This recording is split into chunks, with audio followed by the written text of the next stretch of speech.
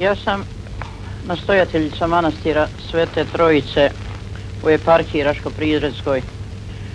To je manastir siromašan, ne zna se baš koga je zidao, ali iz knjige Petra Kostića koji opisuje Raško-Prizrensku eparhiju govori se da je on sazidan 1462. godine.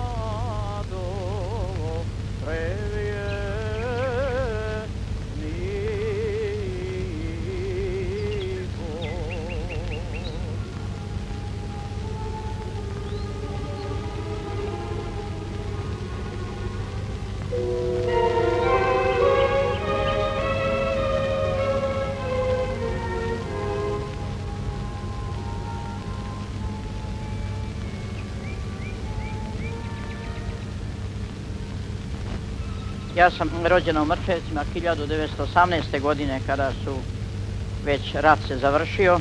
Umrla mi je majka, posle mjesec dana otac mi se oženio i 3 godine sam bila kod oca, 3 godine 3 kila. Posle me je uzeo ujak moj Milorad Knežević sa svojom suprugom Perkom. Oni su me odgajili. Na krštenju sam dobila ime Zorka. To sam ime nosila sve do svoje 19. godine. Onda sam se zamonašila u manastiru Rimniku. Tu mi je bilo 19 godina. Dobila sam ime Ilarija. Ilarija na grčkome znači vesela, tako reći. Ne bi čovjek rekao slobodna, vesela. I s tim imenom svakako i ostajem do današnjeg dana.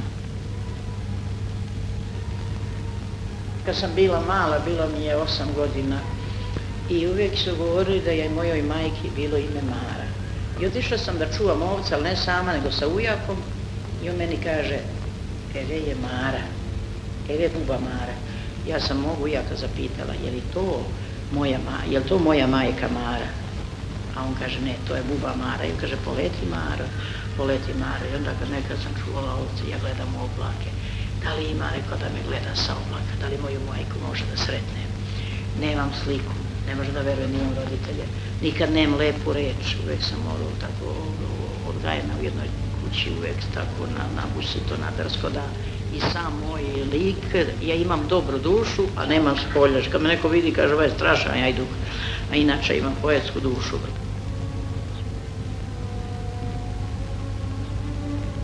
I u tome svemu volela sam knjigu, a nisam bila pismena, pa to su bile vrlo teške muke. I počnem ja pisati nakon neke pesmice, nešto tako nadova što kažu, i tako počnem pomalo da to ostavljam. Smatram da pesma uvijek je ona izvor, pesma je svetlost, pesma je dokaz, pesma je ljubav za mene. Knjiga mi je najveći drug u životu. Bila sam u Makedoniji dosta vremena, jedanput sam bila 8 mjeseci, jedanput sam bila 2 godine, posle 6 godina, tako da volim Makedoniju i volim njene manastire, volim njen narod što tu makar da je čovjek u svakome na zvanju i u svakom preduzeću što kažu nadleštvu, ali on zna za Boga, to je mnogo vredno. Tu kad sam bila u Makedoniji nikad me nisu autobusi ovako prošli, nego ako idem u jednom pravcu oni zaustave i kaže majko izvolite. Ja sam bila izložena životnoj opasnosti. Dođe duh vremena izdajstva i mržnje, pakosti. Manastir je bio uvijek podcenjen, ja sam uvijek se ismejavaju, uvijek nismo zaštićeni, evo ovdje, pogotovo na Kosovu. Udri vladiku, udri popa, udri ovoga, udri sestru, udri onoga, jednako, neko mora da bude bijan.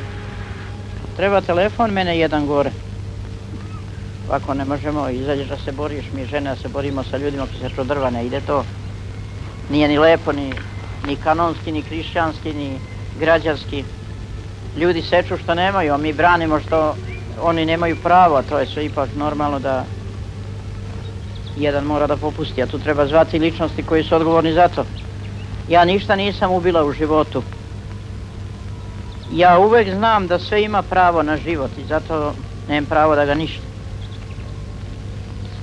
U manastirima je monaštvo najsvetije, ali je najprezrenije. Uvatiti čoveče nevernik da bije sveštenika i tamo ima vernika i da ga ne brani. Brani rod svoj.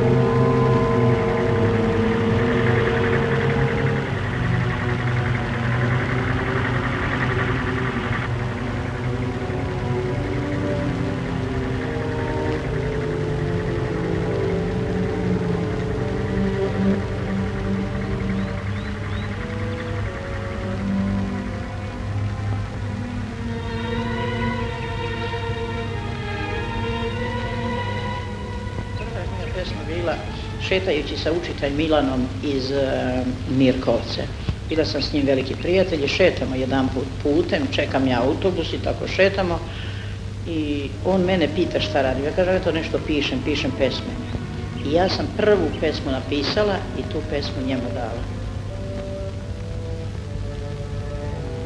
Detinjstvo so moje više vratit neće, slično sam livadi kad precveta cveće. Uvijek tražim sebe u tuđim očima, mislim da je to ipak poznato svima. A kad se zagledam u zelene šume, neko sebe tamo da pronađe nume. Kada sa umom na visokoj steni, utisak praznine ostavlja na meni. Kad pogledam polja i rosne livade i umorne ljude što u polju rade, moja miso tada preko polja mine, ne vraća se tada, ide i nestane. Gledam staro drvo da u blatu leži, pa se setim sebe i svoje truloži. Kao moji preci ja ću otići, oronulo telo do doma otići.